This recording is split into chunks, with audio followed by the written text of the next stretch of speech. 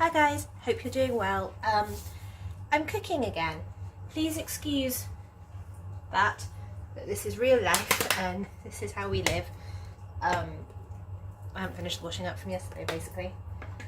So I'm going to add to it and we are going to make my version of a frittata. So I've got all of my ingredients. I've got my vegetables and I've got some cheese. I've got some eggs with some seasoning in, and I've got some blanched potato slices. This is just how I do it. Everybody has their own way of cooking, don't they? I basically just watch things. Woo, that was really close, I'm really sorry. Yeah, I basically just watch things, pick things up and then put my own twist on it. So we're going to have carrots, broccoli, onions, tomatoes and pepper, and then some pepperoni because that's what I have. And then I've added Italian seasoning, don't shoot me, garlic, salt and pepper to the eggs, so a garlic powder. Oh, and then of course the potatoes. So that's my eggs. Yeah, so I'm just going to heat some oil up, and then I'm a bit weird, I always like to separate my vegetables and meat, whatever meat you want to use, into sections. So that's what I put in first.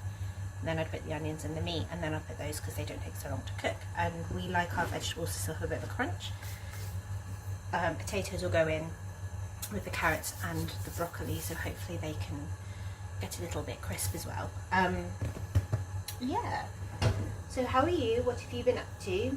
We have just done the clap for your NHS at 8 o'clock, and as I've said many times before, we live in a small village. And I wasn't sure how many people would get involved, but our whole street pretty much got involved, and you could hear people clapping from the other side of the village. That was actually really lovely, and I let the kids stay up so they got involved too. And I'll be honest, I got tiny bit teary. It's nice to see a community come together, even if it is just standing at your doorstep and clapping, you know, little things. And I hope, because I know a lot of people that work for NHS live in the village, so I hope they all heard it. Jesus Christ. Cheers. Cheers. Sorry. Lockdown, so why not?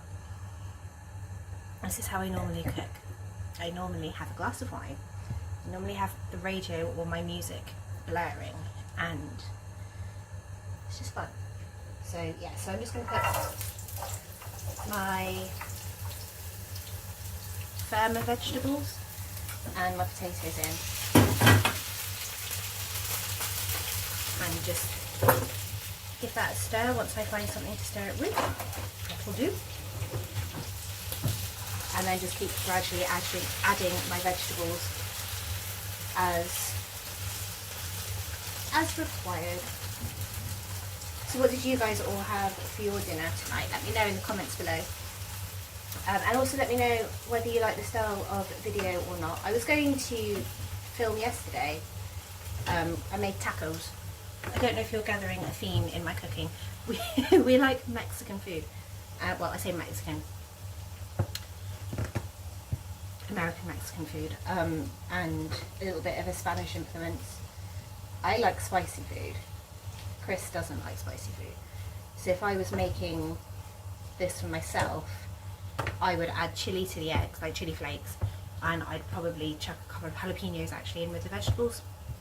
But I've killed him with curry before, accidentally, so maybe not.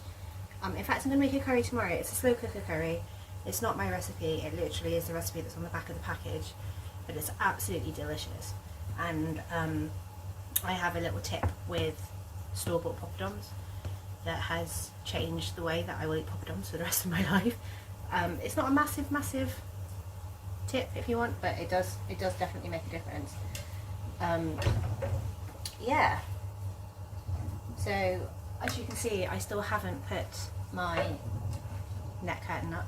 I finished the first one, so what I'm going to do, I think, tell me if you think this will work, is I've got another maybe 4 balls of the, I looked at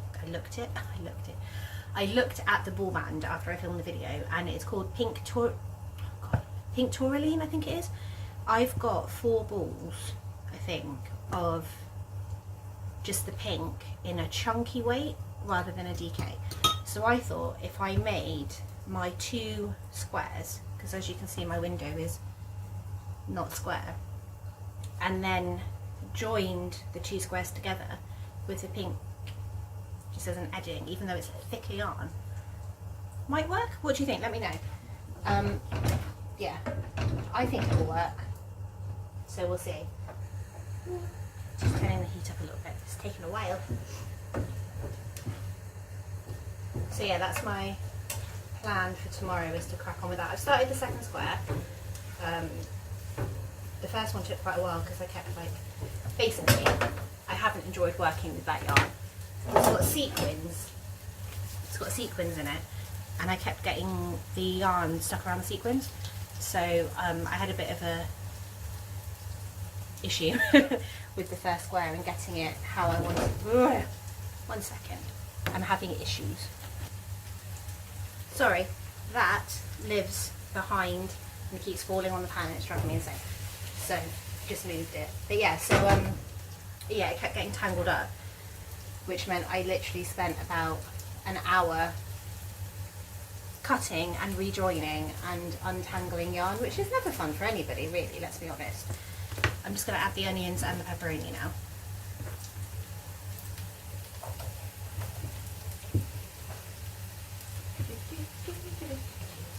I feel like a chef, except for not at all. Yeah, so I'm going a bit more gently with this yarn this time. So hopefully I will avoid all of the tangling words. Does anybody else use clean plates to hold a spatula, even though you're just making a clean plate dirty? Habits from work, old work. Never mind. But yeah, so that's my plan for tomorrow. Also, all the other things that I keep meaning to do with the kids. But they've just been so self-contained, it's amazing. They've literally just spent most of their time in the garden, which is nice. We are doing a bit of schoolwork, but I'm not killing myself over it. We had an email from the school today literally saying, don't kill yourself over the kids doing schoolwork because they are learning as they're living. Jake's been reading the jokes on fruit yogurts, and Isabella's been helping him with maths questions that he has, because he likes to do this thing when he's like, okay mummy, what's this plus this? And Isabella's like, it's that, it's that, it's that. So she's practicing her maths without even realising that she's practicing her maths, and Jake's practicing his reading without even knowing it. So I'm not overly worried. That was the soft vegetables going in. Do you separate your broccoli? Oh, that's potato. So I separate the broccoli head and the broccoli stalk, because broccoli stalk is delicious if you cook it properly. So I cut mine off of the head, and that's so rude. I finely chop it and cook it at the same time as the carrots, because I feel like it's got a carroty texture. And I actually quite like raw broccoli as well. But yeah, does anybody else do that, or do you just cook it all as it is? I think it depends what you're doing with it. If you're frying it, I think separating it does help. So I'm going to give that a few minutes to just soften up, and I will be back in a second. Here, so it's been a couple of minutes now and everything has started to soften, but not much. Except the potatoes. I think I overcooked them to start with, but they're still holding their shape, they're just a bit fluffy. So I'm going to add the egg now, and then once that has started to solidify in the pan, I'm then going to pop it under the grill with some cheese on top. So I'm just going to add the eggs.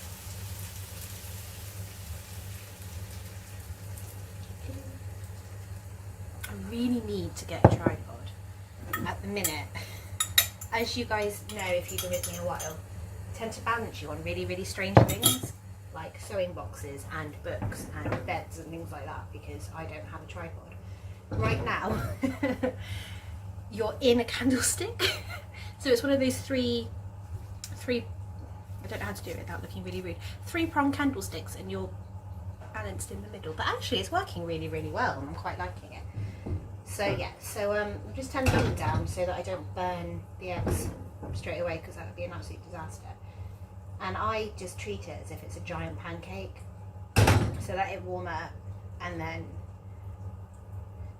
you know, move the pan so that the eggs go around the edge and cook, and then leave it, and then do the same thing. It's also how I make omelette, actually, like just a normal omelette, except for with a normal omelette what I'll do is I'll push the sides of the egg and then you get a little bit of air underneath, and then you get a nice fluffy omelette, which is always delicious. So I'm just making sure it's not sticking.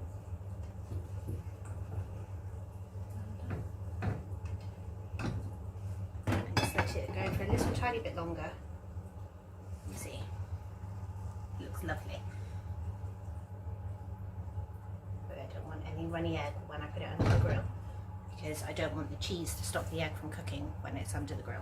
The grill is on, and that's probably the noise that you can hear in the background, other than Chris tapping again.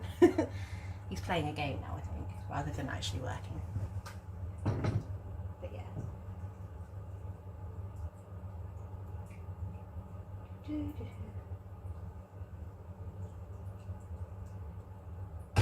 How do you guys cook your omelettes? Let me know. Do you like move it away from the edges and then let the egg go underneath, or do you just leave it to do its own thing? Do you do it under the grill? How do you do yours? How do you do your frittatas, if you make frittatas? If this can even be labelled as a frittata, I don't even know. It's yummy. Whatever it is, it's yummy. It's like a quiche frittata omelette hybrid. It's taking a little bit longer than it usually does. There's a lot of vegetables, but it smells really, really good. It's gone down a little bit, hasn't it? Naughty. I feel a bit like Hannah Hart in My Drunk Kitchen, except way, way less prepared. So what I'm going to do is I'm going to give it a minute without any cheese on under the grill, and then I will pop the cheese on top and I will show you what it looks like when it's all done. So I will see you in a second. So this is what it looks like when it's come out from under the grill. You can see it bubbling. I'm so excited.